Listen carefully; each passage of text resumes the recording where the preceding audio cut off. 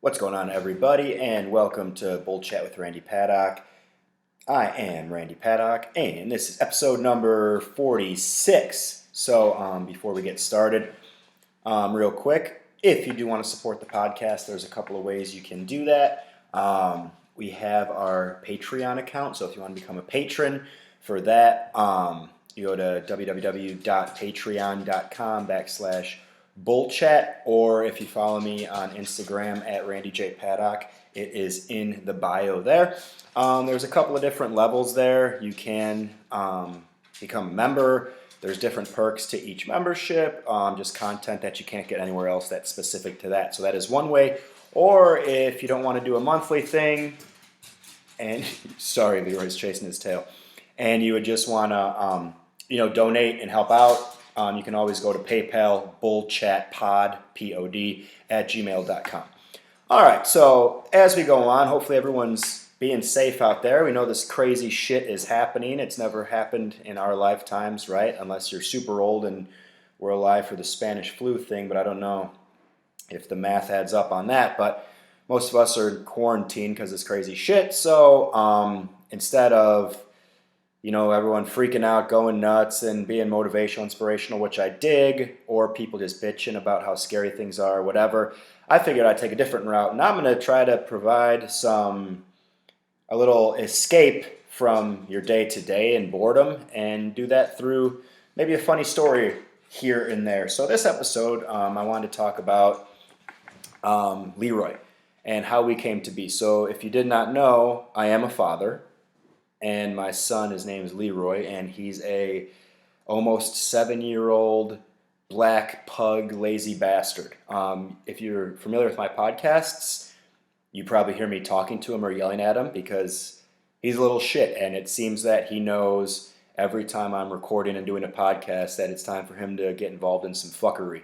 So if you guys have dogs yourselves, I'm sure that you know how that goes. So through this episode, I'm sure he was already chasing his tail on the hardwood floor a second ago. He's sitting on the couch right now just staring at me, so he probably knows I'm talking about him. And he'll probably come be an asshole here in a few.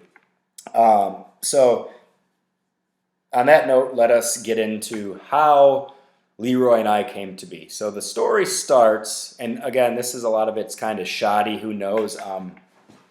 My memory is fairly good, I would say, especially on more longer-term things than shorter-term things. However, the story with Leroy, it involves a New Orleans trip, and I was fucked up for a lot of it, so those might not be 100% coherent details, but you'll get the gist of how this happened. So it was about 7 years ago, almost, like I said. Leroy's birthday is June 10th. So I was in Raleigh, North Carolina at the time, so I was running a company down in Raleigh, North Carolina, and I had the idea at the time, I'm like, I need a dog. I don't know, call it just because dogs are awesome, call it being lonely, call it being whatever, but I needed to get a dog. So I don't know how many people are when they're going to get a pet, but I didn't know exactly, so I had an idea of what I was going to get. So I had the name before the dog. I don't know if people do that. So Leroy was the name. No matter what dog it was going to be Leroy. And then it came to a point of, all right, how do we match up the doggy with the name? And I don't know if people do it that way or if they see the dog and the name just jumps to them.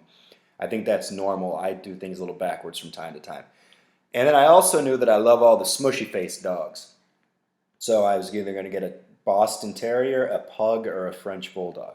But then I was remembering back, my buddy Jay Rowe, I was around him a lot for many years, and there was little Boston Terriers always running around, right? There was Motley and Gnarly, and these dogs were fucking cool, So I was kind of like, but I was like playing with them and around them a lot. So I'm like, I don't know if I need another one of those guys. And then I'm like, all right, well, French Bulldog or a pug. And pugs are always cool. I used to date this girl, and she had a pug named Lola back in the day. And that dog was fucking funny and hilarious. I remember I'm like, pugs are hilarious.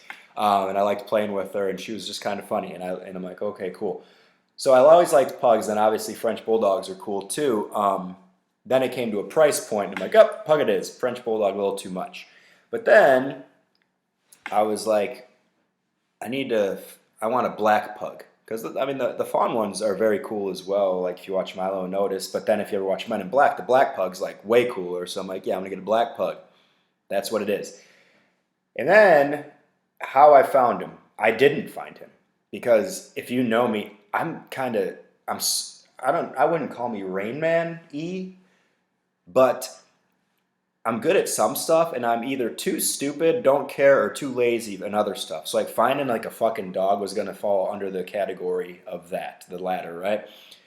At the time, though, I did have this very awesome administrator. Shout out to Patty. She was awesome, and for a lot of years of my life, she essentially ran my life and made sure that I got everything done I needed to get done. I was where I needed to be, and it was the shit. And she is great. So I could thank her because she did all the necessary things and found this breeder in South Carolina and found Leroy and showed me a picture of him. And I'm like, that little bastard is going to be mine. So she brought Leroy and I together by finding him. However, I think I did her a solid because I hired on her future at the time husband. And they are married with a child. They got a beautiful family doing well. So I think I got her back for finding Leroy. I hooked her up with a family. So you're welcome for that. I'm just kidding. But that did happen. Anyway, so Leroy was in South Carolina, and I needed to figure out when to pick him up. So I was working with this direct sales and marketing company at the time, and there was a big conference going down in New Orleans. So I figured, perfect. Maybe we can, grab them around that time. So we were going to drive from Raleigh to Atlanta, and then a bunch of us from different areas in the southeast were going to meet up in Atlanta, and then we're going to take these like tour bus things down to New Orleans. So we go down to Atlanta, and I had a bunch of friends that are down there running companies that still are down there. Shout out, boys. And so we got fucked up that night, did whatever, and then we were going to go to New Orleans. I don't remember how long the drive was from Atlanta to New Orleans, but it wasn't short. Maybe 8 hours, 9 hours, I don't remember. But anyhow, so we're sitting on the tour bus, and there's like 3 buses because we had a lot of people, and then there was like all this fuckery going on, if I remember, and it was going to take too long. And I'm also very impatient at times, and I don't mind driving, so I'm like, fuck this. I grabbed Patty and grabbed this other girl who worked with me at the time, and I'm like, I'm fucking driving to New Orleans. I don't give a shit. Got in my car, drive to New Orleans. So now, I don't know what happened, but it got figured out now that I had a whip that we could pick Leroy up on the way back from New Orleans, just stop off in South Carolina and pick him up. So we get to New Orleans, and then it was probably like a Friday, Saturday, Sunday. So Friday we got down, and then got fucked up. Saturday we had a meeting, and then Sunday we were leaving. So that Friday, like I said, everyone got down at certain different times, probably sat at the hotel bar, knowing me and my buddies, and got hammered there. I don't remember much about that actually, except that we were right across from the Superdome, I believe our hotel is. I do remember that. And then Saturday we had a meeting, and then Saturday night we were going out on Bourbon Street. So from what I recall from this is where shit starts to get a little fucked up. So we were out on Bourbon Street, or going out, and I was getting a little hammered beforehand, pre-gaming as pre-usual. And then I don't remember much about Bourbon Street because I got fucked up fairly quickly. I was somewhere drinking a Hurricane, and next thing I know, I was outside on a balcony with some of my friends drinking those Hurricanes, throwing beads at titties. Maybe some, wieners flashed about in there too. I don't really remember. It was just kind of the woo, pull everything out and get some fucking beads. And that was going on. And then I had another Hurricane or something. And then I blacked out. However, my brain shut off. And I think it was obviously probably fairly early in the evening. And I was at one end of Bourbon Street. Fast forward, like my body and spirits were going as my mind was shut off for like a couple of hours. And I became coherent again on the opposite side of Bourbon Street. So I don't know if it runs north, south, east, and west, but whatever. If I start on the north end, I ended up on the south end, or vice versa, or east or west, whatever. But I had hauled my drunk ass and my friends stopping at bars, getting fucked up with my brain shut off all the way down Bourbon Street, and became coherent because I think one of my friends or something had bought me a lap dance at a strip club, and that was happening. And I think I like snapped too, or I don't know if it was a lap dance going on, but it was for sure at a strip club. Because that was my next memory that I remember. I know that was kind of like a redundant, but I don't know how else to put it. So what had happened was I was all fucked up at that strip club, and I remember I was going to go put my debit card in what I thought was an ATM, but this strip club was like some new age shit at the time. So granted, this is like, I don't know, whatever 7 years ago is. So like 2013 or something like that. So they had this machine, and like it was like an ATM, but you could put money in it. But instead of you getting money, it like would shoot money out onto. It would like make it rain on strippers. And so I was like putting my card in one of those, and the guy's like that worked there. He's like, "Do you know what you're doing?" And I'm like, "Yeah, I'm gonna get some money out of the ATM." He's like, "That is not gonna get you money out of the ATM." And then I'm like, and he explained to me, and thank God there's good Samaritans out there to help drunk fools, because I think I wanted to take out a bunch of money, and I for sure didn't want to make it rain on those ladies. You know, I have no problem, tipping and doing my part when I'm, in the area. But I for sure wanted that money for like a pizza, probably, not just to be, on some scattered ass. I don't remember. So I did that, and then I remember, I don't know what time this was. It might have been getting later. But me and this girl were going back to the hotel because clearly I've had enough to drink. And dumb luck, whatever you want to call it dumb luck, call it karma, call it fate, call it bad timing, call it Murphy's Law, call it whatever. This like van rolls up as a taxi cab, and there's patrons inside. And they open the door to pop out, and it's my fucking buddy and like two of my other friends. And they're like, "Where the fuck are you going?" I'm like, "I'm going home." And they said, "No, you're not." And I said, "But I want to." And they said, "I don't care." So needless to say, I didn't get to go home. I had to go out with these fucking jackals. Next thing I remember, I don't know what was going on, but it was like 3 or 4 in the morning, and I don't know if they were turning lights on at the bar, if it was a bright bar, and I was pissed drunk doing the fucking chicken dance with a bunch of people. That was going on.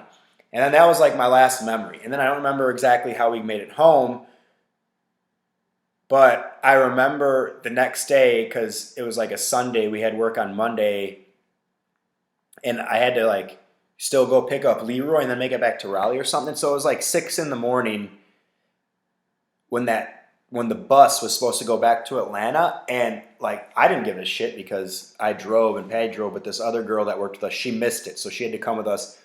So then we were leaving, driving to South Carolina. I don't remember which town, to pick up Leroy. And this was fucking hilarious. So I'm driving in New Orleans.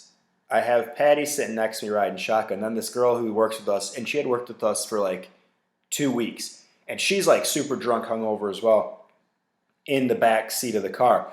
And spoiler alert, I ended up dating this girl like a year later. But this is when I first met her. And she was cute, and I'm like, yeah, all right. So she's sitting in the back of my car as I'm driving. And we left the hotel like 4 minutes ago, right? So we're still in the balls of New Orleans driving. And then all of a sudden, she fucking pukes on the floor, the back seat floor of my car. She just starts puking on the floor. And I'm like, what the fuck are you doing? I'm talking, bro, like, she didn't roll down the window and put her head out the window. She didn't try to grab something. She just straight up just started throwing up on the floor of my car. So I got like irate. And then I was a bit bewildered and dumbfounded, because I'm like, who the fuck in their right mind, A, doesn't say, hey, could you pull over? I feel sick. B, doesn't roll down a window and stick their head out. C, look for some shit to throw up in, or maybe their shirt or something, and fucking F just pukes on the floor of somebody's car. So then I got like very passive aggressive, and I started talking to Patty about this girl very loud so she could hear, but I was talking like she wasn't there. So I turned to Patty, I'm like, what the fuck is this girl doing in the back of my fucking car? How stupid can you be? What the fuck is this girl thinking? And I start going nuts, which is probably a dick move. I probably should have stopped or something, but I was like, what's going on? And she puked like twice in there. Like she was face shaking, oh, I'm sorry. Like 5 minutes later, she did it again. And I'm like, what the fuck is going on? Anyways. So I got that going on. And then there's like this long ass bridge when you're driving from New Orleans, like back to the mainland or wherever we were. And Patty hates bridges. So we're driving over this bridge. I got this one girl in the back like puking and stinking up the joint. Fucking Patty's freaking out because we're going over a bridge. She's like got her head between her legs and hands over her ears. And she's like, ah, ah. And I'm driving. And I'm hungover as shit, maybe still a little drunk. I'm like, what the fuck is going on? So that was getting out of New Orleans, right? And then, so fast forward a lot of hours. You know, during this time, though, we stopped at like a gas station and the girl cleaned up the shit. I think we threw away my floor mat thing, but she cleaned the shit up and didn't puke in my car anymore, which is nice. So it's like dark out and we're in the South Carolina town and it's time to find Leroy. So I remember this place, the lady's house. It had like it kind of looked like a place where you might get killed, right? It had like a fence, like a gate, but it was like rusty metal shit. And then like, so that opens up and like you go in and she's got land, you know, so it's like one house and like some woods. Sweet lady though. I mean, I wasn't scared I was going to get murdered, you know, but it was a very murdery type place. And she was like a red-haired hippie lady. She's like, oh, come on in. You know, her house smelled of weed and like potpourri, and there's little fucking Leroy, right? So she had gotten rid of the other pups. She had sold those. Leroy was the last man standing, and I got him a bit too young too. He was only like 4 weeks old. He actually like fit in my hand at the time, but it was all legit. She was like a licensed breeder. I got all his papers, his birth certificate, all that good stuff. So then it was time to drive back to Raleigh with little Leroy. And like I said, he fit in my hand. If you see that son of a bitch now, you'd be like, what? But yeah, he fit in my hand. He was so cute. So we drove back, and he was just so sweet from the beginning. But I think that's why he is the way he is, because he's very like clingy and always has to be on me. And I think he might have been separated from his mom a little too early, and that he thinks I'm mama bear and is always laying on me, which is fine. But so I got Leroy, and I built him, and I say built in air quotes because I don't know how to build shit. What I did is I took a box, I filled it with blankets, and that was his little bed. However, I wasn't 100% knowing what I was getting into, because I don't know if you guys have ever had a puppy, but it's like having a child. So with that little bastard, I didn't know this 100%. You know, I'd done a little bit of research on what to do with a puppy, but he fucking like would just whine throughout the night, right? And I was like, oh my God. And he wouldn't shut up, you know? And again, he's a little baby. I'm like, I just didn't know. So, you know, I would like pet him and do that. And then also, he fucking like every time he ate, he shit like a second later. I didn't know that was going on too. So I'm feeding him. Then I like go to put my shoes on to walk him or something, and he's already pooped on the ground. It was hilarious. So that was my beginning with Leroy, you know? And then we went to... Those first times were great. He was like a little bobblehead. I took him to puppy school. However, he was like the anti-puppy school puppy. So like, I don't know if you guys have ever had a dog, when you're teaching them to walk on the leash, sometimes they try to eat the leash, right? They just try to bite at it. So I remember fucking Leroy was doing that, and like, oh yeah, just put NyQuil on the leash and the dog will hate it. So I lather that shit up with NyQuil. And like during a walk, Leroy would stop and he would just want to eat the leash. He fucking loved the NyQuil. He's like licking it and loved it. I'm like, oh my God. And then he got into this shit where he liked to chew stuff. So he was like chewing up my couch.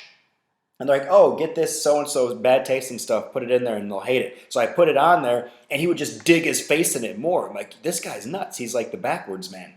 And then he also ended up chewing the fuck out of like the carpet when I would like be at work. He'd chew up this carpet. He hit it very well, but he'd chew up the carpet all the way and like the padding all the way down. And I had to pay this place. I owed a bunch of money. It was nuts. But we got through it all, and fast forward, he's going to be 7 here on June 10th. We've been through, some moves, some different states, some different places, and it's just been us, and it's been fucking awesome. And I figure that's kind of a funny little story about how we came to be, and it's something to do. I know these times are wild, but like they're only as wild as you make it in your brain. If you're always thinking this is nuts, this is crazy, like it's gonna be nuts and crazy, but if you just kind of get a little stoic about it and you think, well, this is what it is. What can I do to control things? Then it's a lot more fun. It gives you time to think, to be better. You can think about stuff. You can be creative. You can, read some books. You could learn some things. People are like, oh my God, it's like prison. It's like, but you have fucking Netflix and rosé, so it's really not that much like prison. It's okay. So I'm going to try to provide some funny stories. And I think that's a funny story. That's how I got the boy Leroy. And feel free to share any stories with me that you think are hilarious, because that's what we do in these times. Laughter helps all. Taking a time out to just have a feel-good story or something funny, it's fucking great. So if you got a dog, you give him some love. Give him a pet, right? If you have a person you love. I don't. I have a dog. But if you have people, even better, do that. Wash your hands. Be safe. Don't go fucking crazy. Be better. Embrace the suck. Know that this too shall pass. And have a great time. Until next time, y'all, we're going to put this one in the books. Peace.